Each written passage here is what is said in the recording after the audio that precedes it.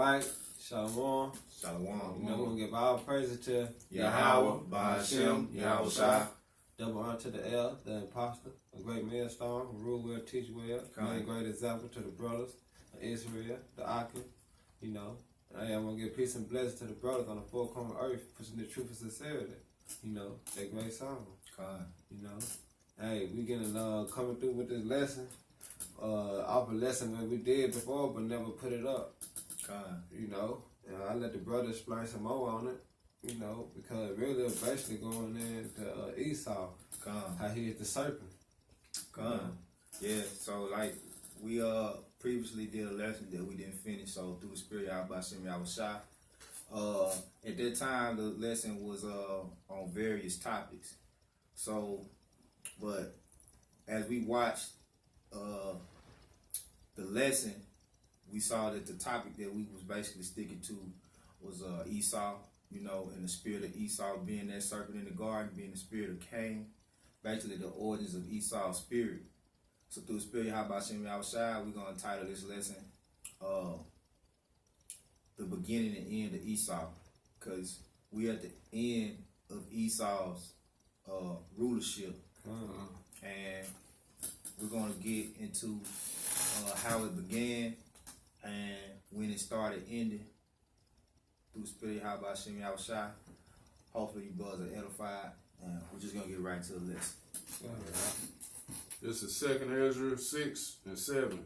Then answered I and said, what shall be the parting asunder of the times, or when shall be the end of the first and the beginning of it that followeth? Right, so Ezra asking the Most High, you know, when is going to be the sign? Tell me the sign.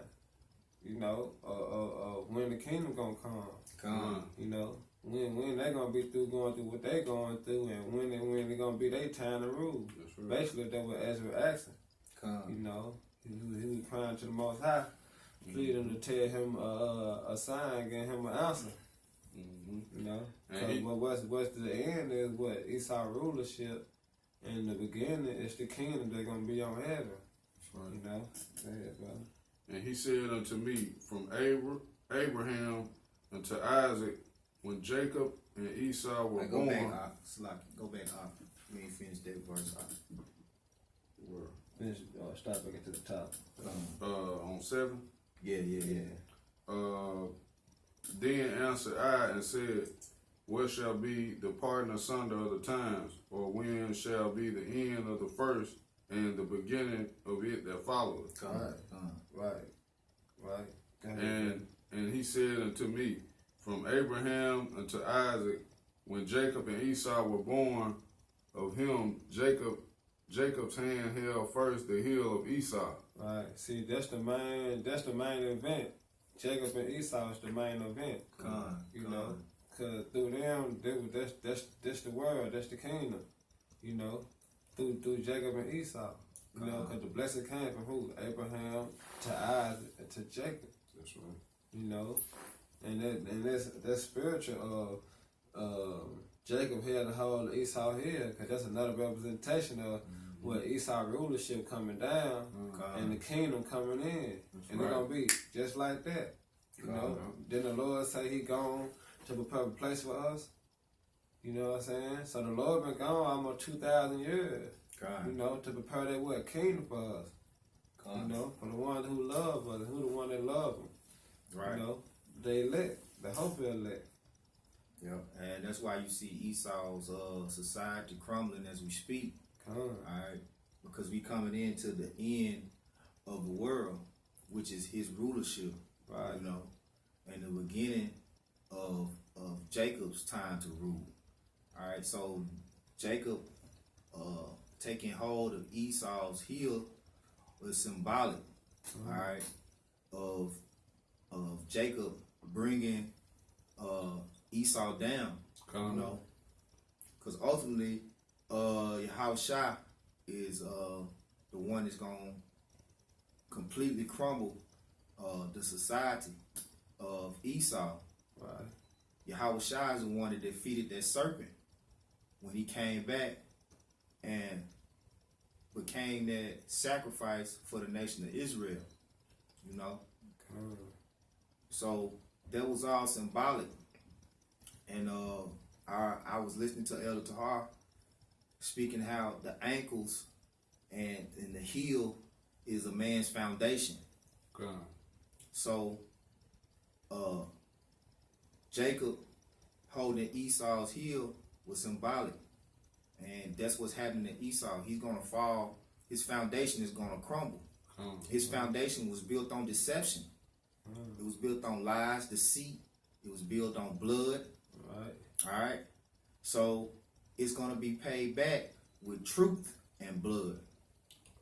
And that's how Esau's society is crumbling now, is because that deception and that his nakedness is being revealed. Right. He was that devil. God. When people hear devil, they think of a red man with horns and horns tail on his and a head. pitchfork. No, devil means deceiver. That's right. You know? So yeah, Esau did deceive the whole nation. God. He deceived the whole world. Right. That's his foundation. That's what his foundation was built on. Deceit. Right. That's why he's the devil that the Bible speaks of. Right. So his foundation is going to be brought down with truth. All right. Through the spirit of Yahweh by Hashem Yahweh Shai. Come. Alright, no more. For Esau is the end of the world, and Jacob is the beginning of it that followeth. See, he break it down right there. Esau is the end of the world. The end of the world. And Jacob is the beginning that follows it. Right. So you know how them fake Christians go to church and they talking about heaven. Mm-hmm. They can't wait to get to heaven. Heaven gonna be on earth. That's right. God. You know? We ain't gonna be in no fourth dimension. God. That's what the Lord. That's flying around. That's his stomping ground. We ain't gonna dwell in the fourth dimension. Heaven is gonna be a rulership set up on earth. I'm telling you, it's gonna be like heaven. That's why I said as it is in heaven, it's on earth. That's right. It's gonna be like heaven. Right. And you Esau, he in his heaven right now. That's exactly. The Israelites in hell. Exactly. Right. All right. Hell is literally a condition played out on earth, not a pit in the earth, a everlasting, eternal fire where the Most High places you for your punishment. That's a fairy tale. You know? That's in some folktale books somewhere that the Roman Catholics use to like a scare tactic or something. like a scare tactic, right? So you continue paying your tithes and worship in Babylon. You know, It's but grown after all folks that, still believe that too. Yeah, come. You don't burn in hell, you better.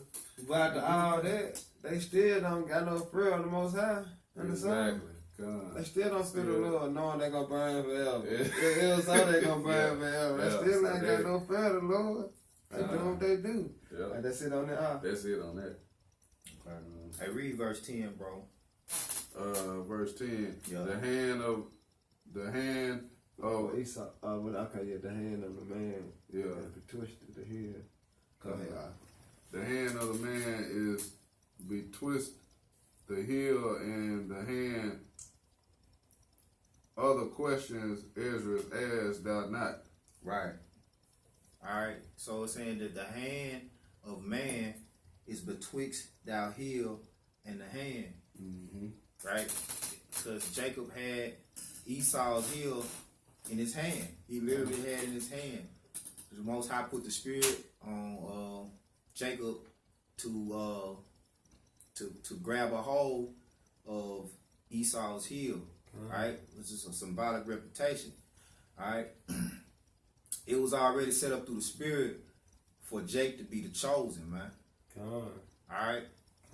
And we're going to get that in Genesis the 25th chapter, where it says before either of them were being born, basically he had already chose them. So he had already chose Jacob. Okay? But we're going to get into it. Yeah, what I said the younger. Right, where it was already set up for Esau to be the servant and Jacob to be the ruler, man. Because you get these Christians, when you talk to them about Jacob and Esau, they say Jacob connived his way into the blessing, man. Hey, that's another one of Esau's deceitful lies, man. That's another way he twists the scriptures Just like he did as that serpent, man. He twisted the word of God. All right? The Most High chose Jacob from the beginning. Before they were ever formed in the womb, it says he knew thee. All right? All right, it said, and Isaac, the Genesis 25th, started at 21 verse. Just bring it on down. Yeah, just down, yeah. And Isaac entreated of the Lord Yahweh for his wife, because she was barren. You know, meaning barren, meaning what? She couldn't have no kids. You know, like some women today, they can't have kids. You know what I'm saying? So they barren. Because she was barren, and the Lord Yahweh was a treater of him. And he found, you know what I'm saying, the Lord found favor in Isaac. He had that favor in him. And Rebekah, his wife, conceived. You know, and what conceive mean? You know, until seed received in her. Right. You know. So and it said, and the children struggled together within her.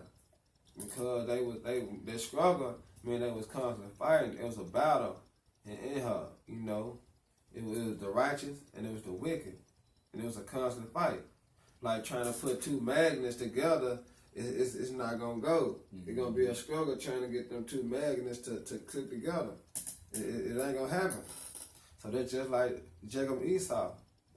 And it said, she said, if it be so, why am I dust? So she asking the Lord, like, if I couldn't have kids, why am I feeling these pain? You know what I'm saying? And it said, and she went to require the Lord Yahweh. And the Lord Yahweh said unto her, 2 nations are in thy womb. So 2 nations, that means a group of people over here and a group of people over there. That's the whole nation. Yeah, and when you read that, if you don't read that with a spiritual mind, all right, if you don't read that through the spirit of Yahweh Shem Yahweh Shai, all right, that's a precept that requires you to have discernment. All right, if you study nature, if a man and a woman has twins, aren't they both from the same seed? So how can one seed produce 2 different nations? That's like if any brother has sex with a woman and she gets pregnant and she has twins, all right. If a so-called Negro has sex with a Negro woman, how can a Negro baby and a Chinese baby or a so-called Caucasian baby come out? It has to be spiritual. So first of all, she was barren and she couldn't have children. So that was spiritual, man. So everything was already set up through the spirit of Yahweh Shem Yahweh Shai. You know, that was a spiritual birth from the beginning, man. And that's the only way 2 different nations can come out of one womb and from one seed, man. That's right. All right? Yeah. You gotta know this the Most High moving. You know, the Most High control all things. So he knew how to fix it. That's why he set Isaac and Rebekah up. You know? Because that blessing had to come through who? Abraham, Isaac, and Jacob. We had to have that chosen line all the way down. And it said, 2 nations are in thy womb, and 2 manner of people. And see, 2 different people. They ain't got the same mind. You know, they don't act the same. They don't even look the same. 2 manner of people. You know, one nicer, one mean. You know, one loud, one smooth talk. You know, and it said, and 2 manner of people shall be separated from thy bowels. So when they came out, they had to be separated. You know, and it said, and the one people shall be stronger than the other people. Meaning what? One gonna be stronger than the other. One gonna rule over the other one. Like no matter what. You know, just like you got your little brother, the big brother always dominate the little brother. You know? Right. But in this instance, Yahweh Shai, he set up Yahweh Shem Yahushua set up the younger to be the stronger. You know, that was the spirit of Yahweh Shem Yahushua choosing the younger. All right, before they were even born. You're gonna get it right here. And it said, one people shall be stronger than the other people, and the elder shall serve the younger. Right. You know? So it was already set up for Esau to serve Jacob before it already happened. While she was, you know what I'm saying? While she was still having them in her womb, you know, finna have them, it was already set for Esau to serve Jacob. And when you fast forward to this time, because through the spirit we know that the Negroes, Latinos, and Native Americans are Jacob. These are studies and observation shows that Jake, which are the Negroes, Latinos, and Native Americans, are physically stronger. All right, and when they're stronger, it's not even talking about physically, mentally, and spiritually. All right, these nations of people, the so-called Negroes, Latinos, and Native Americans, are a stronger, all right, a smarter people than all other nations upon the face of the earth, man. No other nation of people could have went through all the affliction that these people went through and still be here today. And still be on top. You know, if I can say this too, we at our low state right now. We still dominant. Right, right. Even in the lowest estate, we are the dominant. Hey, we the salt of the earth, man. That's right. All right, we give this place flavor.